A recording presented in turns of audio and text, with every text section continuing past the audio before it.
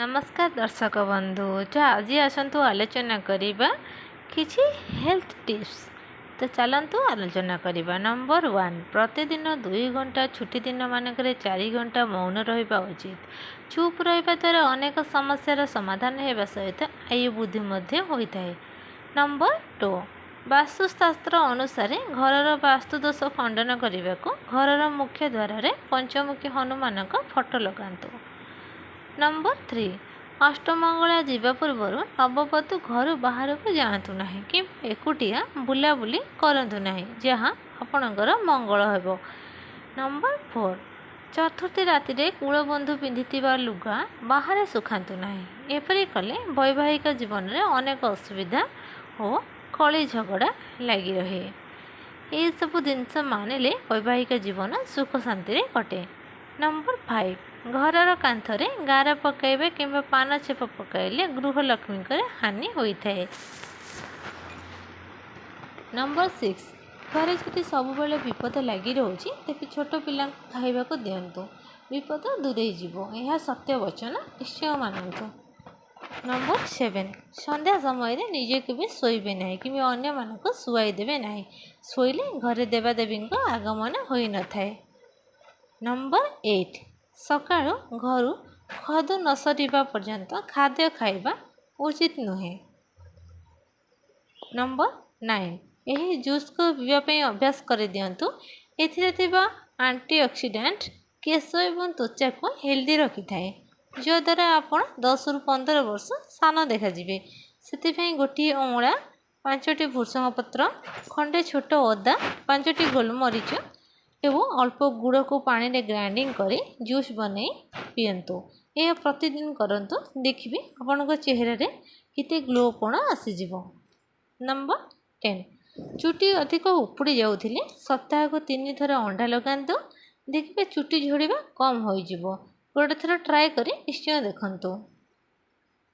Number 11, शनिवार दिन में लेउटिया शाग, पानी कखारु, बैगन, निम्ब एवं शिंब खातु नहीं, जहाँकि आपण स्वास्थ्य उपरे विपद आनीपे। नंबर 12, ठीक रे भोजन भोक हो नथिले सकाळु 7टी बेलपत्र सहित गोलमरीच मिसई चोबई खातु। यह कले धीरे धीरे भोक होगा आरंभ होता है। आपणकर डाइजेशन सिस्टम ठीक चली थाए। नंबर 13, जदि वर्षार केश ओदा हो जाए तेरे केश को भल भाव धोई सफा कर दिंतु, न तो अधिक केश झड़बार समस्या हो पारे, कारण वर्षा पानी रे एसिड थाए। एसिड आपण केश को दुर्बल कर दिए। नंबर 14, मुहरे अधिक चर्बी लगी मुख ओहली पड़े हाथ में 2 ରୁ 3 टोपा बादाम तेल नहीं गालू मथा पर्यंत मालिश करंतु। एमिति करिबा द्वारा धीरे धीरे मुहर सब चर्बी कम होई मुह सुंदर देखा जाई थाए। गोटे थर निश्चय ट्राए करंतु। नंबर 15, पाचिला कदली शरीर ओजन बढ़ाइबा सहित हाड़ को मजबूत करिथाए। एथिरे प्रचुर मात्रा रे कैल्शियम रही थाए। खाई सारिबा परे निहाती गोटे पाचिला कदली खाइबा उचित। यह आपणकर डाएट मेंटेन करिथाए।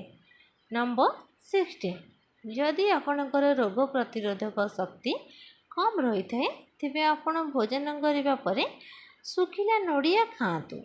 सुखिला नड़िया रे प्रोटीन, विटामिन, कैल्शियम एवं आयरन रही थाए। प्रतिदिन सुखिला नड़िया खाइबा द्वारा रोग प्रतिरोधक क्षमता बढ़ी थाए एवं आपण को रोगर प्रतिशोध मिली थाए। नंबर 17, सकाळे उठी खाली पेटरे 3 ରୁ 4ଟି बेलपत्र खाइले पेट गैस समस्या दूर होता है। नंबर 18, गर्भावस्था समय शिशु को स्मार्ट करने अधिक पुष्टिकर खाद्य खातु, जेपरिक अंडा, क्षीर, लेंबू, बीरी, मांस एवं सबुज पत्र युक्त पनीपरिया इत्यादि। यह खाइबा द्वारा शिशु अधिक बुद्धिमान होगा सहित चालाक होता है, जहाँकि शिशुर ब्रेन डेवलपमेंट रे बहुत हेल्प करिथाए। नंबर 19, राति रे क्षीर सहित काजू, बादाम एवं गाईर देसी घी को फुटाई पीवा उचित। ଏହା କେବଳ ଆମ ସାଧାରଣ ସ୍ୱାସ୍ଥ୍ୟ ପାଇଁ ଲାଭଦାୟକ ନୁହେଁ ବରଂ ଯୌନ ଶକ୍ତିକୁ ମଧ୍ୟ ବଢ଼ାଇଥାଏ। ନମ୍ବର 20 ଗୁଡ଼କୁ ଅଳ୍ପ ଗରମ କରି ନାଭିରେ ମାଲିସ କଲେ ପେଟ ଯନ୍ତ୍ରଣାରୁ ମୁକ୍ତି ମିଳିଥାଏ। ନମ୍ବର 21 ମାଛ, ମାଂସ ଏବଂ ଅଣ୍ଡା ସେବନ କରିବା ପରେ କେବେ ବି କ୍ଷୀର ପିଅନ୍ତୁ ନାହିଁ। ଏହା ସ୍ୱାସ୍ଥ୍ୟ ପାଇଁ କ୍ଷତିକାରକ ହୋଇଥାଏ। ଯେକୌଣସି ନନଭେଜ୍ ଖାଇବା ପରେ ଆପଣ କେବେ ବି କ୍ଷୀର ପିଅନ୍ତୁ ନାହିଁ। ନମ୍ବର 22 କଞ୍ଚା ଲଙ୍କା ଅଧିକ ସେବନ କରୁଥିବା ଲୋକମାନେ କ୍ୟାନ୍ସର ଭଳି ବଡ଼ ରୋଗରୁ ବଞ୍ଚିକି ରହନ୍ତି। ନମ୍ବର 23 ଯଦି ଆପଣଙ୍କର ବାରମ୍ବାର ପେଟ ଗରମ ରହୁଥାଏ ତାହେଲେ ବାସି ତୋରାଣୀ ସହିତ ମହୁ ମିଶାଇ ପିଅନ୍ତୁ। ବାସି ତୋରାଣୀ ପେଟକୁ ଥଣ୍ଡା ରଖିଥାଏ। ନମ୍ବର 24 ପିଆଜର ପେଷ୍ଟକୁ ପୋଡ଼ି ଯାଉଥିବା ଫୋଟକା ଜାଗାରେ ଦିନକୁ 4ରୁ 5 ଥର ଲେପ ଦେଲେ ପୋଡ଼ା ସ୍ଥାନ ସମ୍ପୂର୍ଣ୍ଣ ଭଲ ହୋଇଯାଏ। ନମ୍ବର 25 ରାତିରେ କ୍ଷୀର ସହିତ କଦଳୀ ଏବଂ ଅଳେଇଚ ମିଶାଇ ଉଷୁମ ପାଣି କରି ପିଅନ୍ତୁ। ଏହାଦ୍ୱାରା ଭଲ ନିଦ ହେବା ସହିତ ହାଡ଼ ମଧ୍ୟ ମଜବୁତ ରହିଥାଏ। ନମ୍ବର 26 ଖାଦ୍ୟରେ ଲେମ୍ବୁ ନିହାତି ଖାଆନ୍ତୁ। ଏହାଦ୍ୱାରା ଶରୀରରେ ଭିଟାମିନ୍ ସିର ଅଭାବ ହୋଇନଥାଏ। ଭିଟାମିନ୍ ସି ଶରୀରକୁ ଗ୍ଲୋ କରିବାରେ ସାହାଯ୍ୟ କରିଥାଏ। ନମ୍ବର 27 ଯଦି ଓଜନ ବଢ଼ାଇବାକୁ ଚାହୁଁଛନ୍ତି ତାହେଲେ ନିୟମିତ ଗଜାମୁଗ ଏବଂ ଗଜାବୁଟ ଖାଆନ୍ତୁ। ତା ସହିତ ପ୍ରତିଦିନ ଗୋଟିଏ ଫଳ ଜରୁର ଖାଆନ୍ତୁ। ନମ୍ବର 28 ଦେହ କୁଣ୍ଡାଇ ହେଉଥିଲେ ଗୋଟା କଦଳୀକୁ ଶିଳରେ ବାଟି ଦେହରେ ଲଗାଇଲେ କୁଣ୍ଡିଆ ରୋଗ ଭଲ ହୋଇଥାଏ। ଆପଣଙ୍କ ସ୍କିନ୍ ମଧ୍ୟ ସେଫ୍ଟି ରହିଥାଏ। ନମ୍ବର 29 ଯଦି ମୂଷାକୁ ଘରୁ ବାହାର କରିବା ପାଇଁ ଚାହୁଁଛନ୍ତି ତେବେ ଆପଣଙ୍କ ଘରର ସବୁ କୋଣରେ କର୍ପୂର ରଖିଦିଅନ୍ତୁ। ଏମିତି କରିବା ଦ୍ୱାରା ମୂଷା ଆଉ ଆସିନଥାନ୍ତି। କର୍ପୂରର ଯେଉଁ ସ୍ମେଲ୍ ହୋଇଥାଏ ନା ମୂଷା ସେହି ସ୍ମେଲ୍କୁ ଜାଣି ଆସିପାରିନଥାନ୍ତି। ନମ୍ବର 30 ପନିରକୁ ନରମ କରିବା ପାଇଁ ପନିରକୁ ନ ଛାଣିକି ପାଣିରେ ଅଳ୍ପ ସମୟ ପାଇଁ ପକାନ୍ତୁ। ଏମିତି କରିବା ଦ୍ୱାରା ପନିର ନରମ ରହିଥାଏ। ନମ୍ବର 31 ଗାଈ କ୍ଷୀରର ସରକୁ ଶୀତ ଦିନରେ ଓଠରେ ମାଲିସ କରନ୍ତୁ। ଏହାଦ୍ୱାରା ଓଠ ଫାଟି ନଥାଏ ଏବଂ ତା ସହିତ ଓଠ ସୁନ୍ଦର ଏବଂ ଚିକ୍କଣ ରହିଥାଏ। ନମ୍ବର 32 ସବୁବେଳେ ଭାତ ଅଧିକ ସେବନ କରିବାରୁ ଦୂରେଇ ରୁହନ୍ତୁ।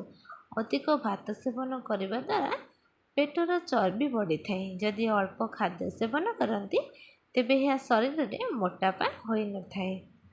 ନମ୍ବର 33 ଯଦି ଆପଣଙ୍କର କିଛି ପେଟ ରୋଗ ରହିଥାଏ ତେବେ ଆପଣ ନିଜ ଖାଦ୍ୟରେ ପ୍ରତିଦିନ ମସୁର ଡାଲି ସେବନ କରନ୍ତୁ।